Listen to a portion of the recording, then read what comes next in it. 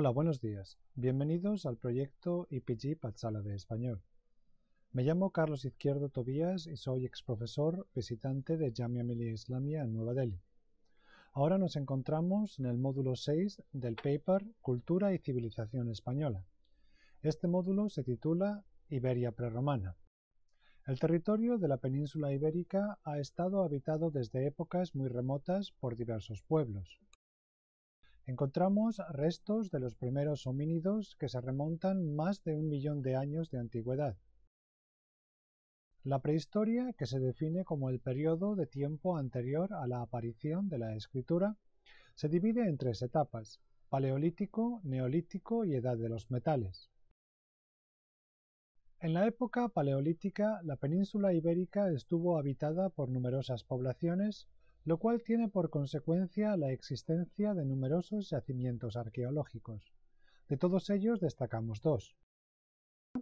Situada en la provincia de Burgos, este yacimiento arqueológico contiene pinturas rupestres, gran cantidad de instrumentos de caza y numerosos huesos de antepasados del hombre. En ellas se han encontrado los restos de homínidos, antepasados del Homo sapiens sapiens actual, más antiguos de Europa. Algunos huesos tienen más de 1.000.000 de años de antigüedad. Las cuevas de Altamira se encuentran en la provincia de Cantabria, en el norte de España, y constituyen la culminación artística del periodo prehistórico conocido como Paleolítico Superior. En sus muros, seres humanos representaban imágenes de caza con tal talento en la ejecución que durante más de 20 años, de 1880 a 1902, se pensó que eran una falsificación hecha por artistas contemporáneos.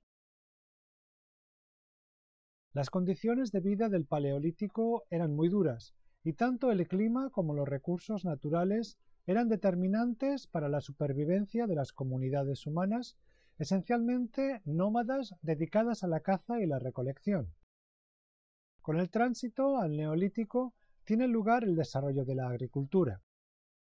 Asociado a este avance tecnológico fundamental, encontramos los restos arqueológicos como cerámica e instrumentos de metal, principalmente bronce. En la península ibérica el Neolítico no fue tan avanzado como en Oriente Medio o Egipto, y en consecuencia no encontramos restos de ciudades que permitan saber con claridad cómo era la organización social de aquella época. Sin embargo, por el estudio de los restos arqueológicos, está bastante claro que en la segunda mitad del quinto milenio a.C., comunidades del sureste de España ya conocían la agricultura: trigo, cebada, centeno y legumbres como la lenteja y las habas. También utilizaban el esparto para confeccionar cestas y tenían un dominio incipiente de la metalurgia. Vamos a hablar ahora sobre las colonizaciones. Empecemos con los fenicios y griegos. En el primer milenio a.C. tiene lugar la llegada paulatina de colonizadores procedentes de otras regiones del Mediterráneo: fenicios, griegos y posteriormente cartaginenses. Estas sociedades estaban muy avanzadas, conocían el uso de la escritura y eran capaces de navegar grandes distancias gracias a un buen conocimiento de las técnicas de navegación. El interés principal de estos pueblos era el comercio. Tanto en el caso de los griegos como en el de los fenicios, la obtención de materias primas, oro, plata y cobre, era el objetivo fundamental. Para asegurar el correcto funcionamiento de las relaciones comerciales, los colonizadores establecieron una serie de factorías a lo largo de las rutas comerciales, entre las que destacan Ampurias, en el caso de los griegos, fundada en el siglo VII a.C. y en la actual provincia de Gerona, y Gadir, latín Gades, actualmente Cádiz, en el caso de los fenicios, fundada alrededor del año 1100 a.C. Desde el punto de vista cronológico se pueden distinguir tres etapas en la colonización de los pueblos del este del Mediterráneo. Una primera etapa a finales del segundo milenio a.C. de navegación fenicia, una segunda etapa en la que los griegos extienden su dominio por toda la orilla norte del Mediterráneo, colonizando el sur de Italia y el nordeste de la península ibérica, y una tercera etapa a partir del año 535 a.C. de dominio púnico en el sur y griego en el nordeste. Vamos a hablar ahora sobre la colonización púnica. Los fenicios son originarios de la costa este del Mediterráneo, en lo que actualmente constituye el sur del Líbano.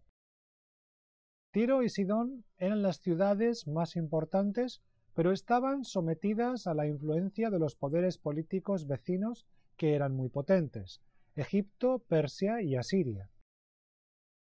Desde época muy remota se dedicaron a la navegación, actuando como intermediarios entre los pueblos del Mediterráneo y los grandes imperios de Oriente Medio. Uno de los enclaves más importantes en la ruta comercial del Mediterráneo lo constituía Cartago, fundada en el año 718 a.C. y situada a 17 kilómetros de la actual capital de Túnez. Con la decadencia de Tiro, a partir de su conquista por los babilonios en el año 573 a.C., Cartago comenzó a ampliar su zona de influencia y colonizó toda la costa norte de África, así como la costa meridional de la península ibérica y las islas de Sicilia y Cerdeña. Así fue como, con el paso de los siglos, construyó un verdadero imperio comercial con una vocación de monopolio mucho más fuerte que la de los anteriores colonizadores fenicios. Esto tuvo como consecuencia una intensa rivalidad con los griegos, pero hacia mediados del siglo IV a.C., la posición de Cartago en la península ibérica se convierte en dominante, especialmente en la zona sur. La colonización púnica, a diferencia de la griega, no era exclusivamente comercial, sino que estableció núcleos de población bastante densos. Vamos a hablar ahora sobre la cultura griega. Gracias al alto desarrollo de la cultura griega entre los siglos VIII y IV a.C., las fuentes escritas que documentan sus viajes a Iberia son mucho más fiables que las fenicias. La gran colonización griega del Mediterráneo occidental comenzó en el siglo VIII a.C., si bien es muy posible que antes hubiera habido viajes esporádicos de exploración comercial. A partir de la victoria cartaginense en la batalla de Alalia, los griegos perdieron el acceso al sur de España, donde terminaba la ruta comercial con Tartesos. En consecuencia, el dominio griego quedó limitado a la costa oriental, donde Ampurias fue la colonia más importante, pero siempre bajo la influencia de Marsella, sur de Francia, que era la ciudad principal. Vamos a hablar ahora sobre la culminación de las colonizaciones del Imperio cartaginés. A mediados del siglo IV a.C., la rivalidad entre griegos y cartagineses dividió la península en dos áreas de influencia. Sin embargo, tras la primera guerra púnica entre Cartago y Roma, entre el año 265 y 241 a.C., los cartagineses perdieron Sicilia, Córcega y Cerdeña, y en consecuencia empezaron a considerar a la península ibérica como un territorio para dominar de forma total en lugar de la explotación comercial anterior. Así, en el año 237, el general Amílcar Barca desembarcó en Cádiz y se lanzó a la conquista militar de la península, llegando a controlar todo el sur y sometiendo por la fuerza a los pueblos indígenas. Su yerno, Asdrúbal, fundó Cartago Nova, la actual Cartagena, en la región de Murcia, con el objetivo de crear un centro de poder en la península. Esta política militarista tendrá como consecuencia la Segunda Guerra Púnica, que desembocará en la destrucción total de Cartago y la expansión del dominio de Roma en la península. Vamos a hablar ahora sobre Tartesos. Con el nombre de Tartesos se hace referencia al primer estado originario de la península ibérica del que se tiene constancia. Las fuentes fenicias, griegas y hasta la Biblia hacen referencia a un poderoso y rico estado situado en el extremo occidental del mundo conocido. La palabra Tartesos hace referencia al mismo tiempo en estas fuentes a un río, a una ciudad y a un estado. La ciudad en cuestión no ha sido encontrada, lo cual ha añadido mucho misterio a la ya de por sí oscura historia de este imperio. Sin embargo, hay algunas cosas que sí se saben sobre Tartesos. En primer lugar, la ubicación de su zona de influencia, que se localiza en el sur de la península ibérica. Controlaban los extraordinarios recursos mineros de la zona, desde Huelva a Almería, y se dedicaban al comercio con los fenicios y griegos. Eran además intermediarios comerciales en el comercio del preciado estaño procedente de las Islas Británicas, metal esencial en la fabricación del bronce, que por entonces aún no había sido sustituido por el hierro en la fabricación de herramientas y armas. Los tartesos también navegaban hacia el sur siguiendo la costa africana, pero no para comerciar, sino por la pesca. Las fuentes griegas hablan de un rey de Tartesos llamado Argantonio, cuyo reinado se puede datar con bastante exactitud en el final del siglo VII a.C. y la primera mitad del VI. Es sin duda el momento de máximo esplendor de esta civilización, que a partir de entonces comienza a decaer y se desintegra totalmente ya en el siglo V a.C., cuando el poder de Cartago asciende. La influencia cultural sobre Tartesos de los colonizadores extranjeros, mucho más avanzados, debió ser muy grande. En la actualidad se está procediendo al estudio metódico de los materiales arqueológicos encontrados en la zona sur, que datan de esta época y que se habían considerado fenicios hasta ahora. Es muy posible que en realidad se trate de productos indígenas que imitaban el arte del Mediterráneo oriental y en cuya confección podrían haber participado artesanos extranjeros.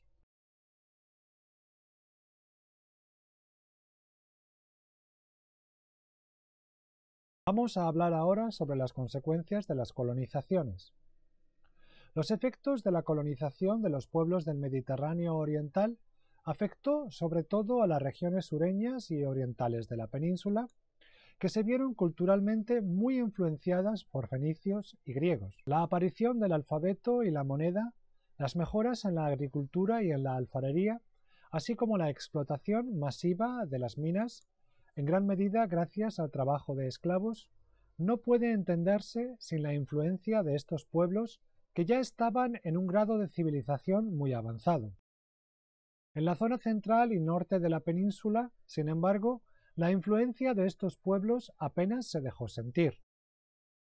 Fueron zonas dominadas por los pueblos celtas de origen indoeuropeo hasta la conquista definitiva por parte de Roma en el siglo II a.C. Vamos a hablar ahora sobre los pueblos prerromanos íberos y celtas. Bajo los términos íberos y celtas se agrupa un gran número de pueblos que vivieron en la península ibérica en el primer milenio a.C. Los pueblos celtas se concentraban en la zona centro y norte de la península, eran nómadas o seminómadas y hablaban lenguas indoeuropeas, mientras que los pueblos íberos eran descendientes de los antiguos pobladores neolíticos y hablaban lenguas no indoeuropeas, y estaban en contacto directo con los pueblos del Mediterráneo oriental que les influenciaron en gran medida. Es importante señalar que la península ibérica en aquellos momentos carecía de cualquier tipo de unidad, fuera política o cultural.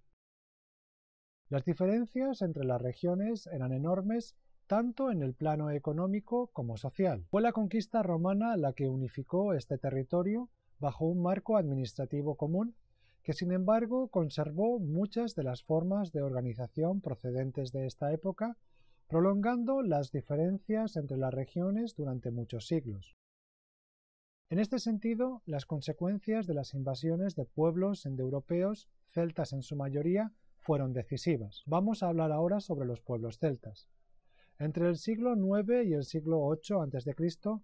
comenzaron a llegar pueblos indoeuropeos a la península en busca de tierras en las que practicar su estilo de vida seminómada basado en la ganadería. A partir del siglo VI a.C. ya se encuentran completamente asentados en la zona central y norte de la península, mezclados con poblaciones indígenas preexistentes. Los celtas eran un conglomerado de pueblos bastante distintos entre sí, No obstante, podemos identificar algunos rasgos comunes. Conocimiento de agricultura de secano, dominio de la ganadería, que era la fuente principal de recursos, conocimientos de metalurgia avanzada, lo que marca el comienzo de la Edad de Hierro. Esta es sin duda una de las mayores aportaciones de estos pueblos al desarrollo de la península ibérica. Eran una cultura guerrera y prueba de ello es que muchos de los restos que se han encontrado son de armas o ajuares de guerra. Socialmente estaban organizados en clanes. Los clanes eran lazos de filiación sanguínea que relacionaban a los miembros de la comunidad entre sí. Las decisiones se tomaban en asambleas. Sus asentamientos no eran grandes ciudades, aunque hacia el final de este periodo encontramos ciudades fortificadas como Numancia. La propiedad de la tierra era comunal y todos los miembros participaban en las tareas agrícolas. La cosecha era almacenada en un edificio común, generalmente muy grande, y cada persona podía coger de él para satisfacer sus necesidades. Los celtas, y especialmente los pueblos del norte de la península, cántabros, vascones, astures, resistieron fieramente la romanización. En el caso de estos últimos, eran sociedades aún muy primitivas, con escasos conocimientos de agricultura y dedicados a una economía de subsistencia. Los pueblos celtas carecían de moneda y de escritura, por lo que la información que tenemos sobre ellos procede de las fuentes romanas y de los restos arqueológicos que se han encontrado. Vamos a hablar ahora sobre los pueblos íberos.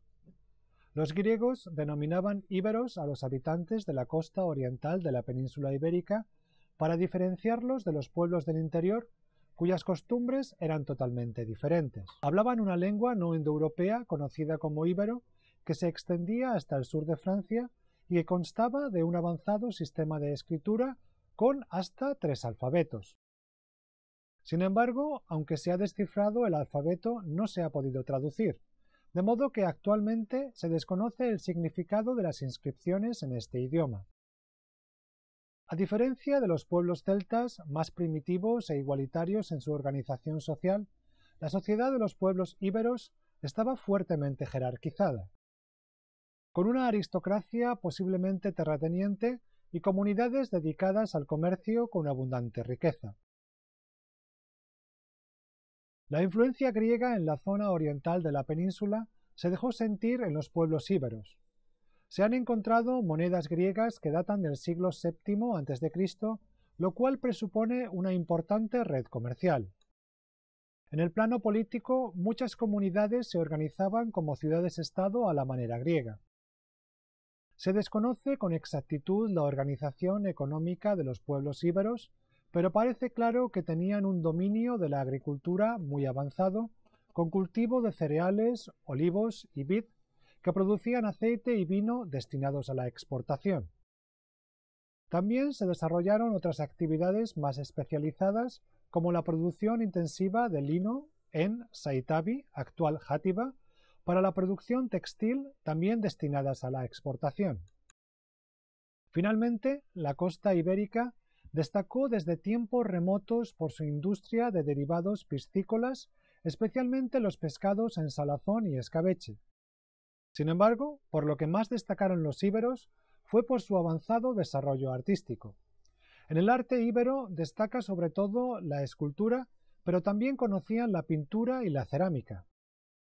La escultura íbera era esencialmente figurativa y funeraria, es decir, estatuas en piedra o metal de pequeño tamaño que funcionaban como ofrendas funerarias. Sin duda, la pieza más conocida es la llamada Dama de Elche, una estatua que representa el busto de una mujer muy adornada y con un complejo peinado. Está realizada en piedra caliza y mide 56 centímetros de alto. A modo de conclusión, vamos a hablar de la situación de la península ibérica antes de la conquista romana. La principal idea que podemos extraer de este módulo es que la península ibérica, durante el primer milenio a.C., era un territorio habitado por pueblos muy diferentes entre sí. Las estructuras económicas, sociales y políticas de las diferentes regiones eran diferentes, consecuencia de la historia de cada una de ellas. Así, en el sur y en el este se había desarrollado una forma de vida ciudadana bastante similar a la de los romanos, con ciudades-estado bastante estratificadas y dotadas de instituciones. Si bien es cierto que algunos pueblos se organizaban en torno a una monarquía y otros en forma de república, esta diferencia no fue demasiado importante en relación con la conquista romana. Podemos decir, por tanto, que estos territorios fueron fácilmente asimilados por los romanos una vez completada la conquista militar.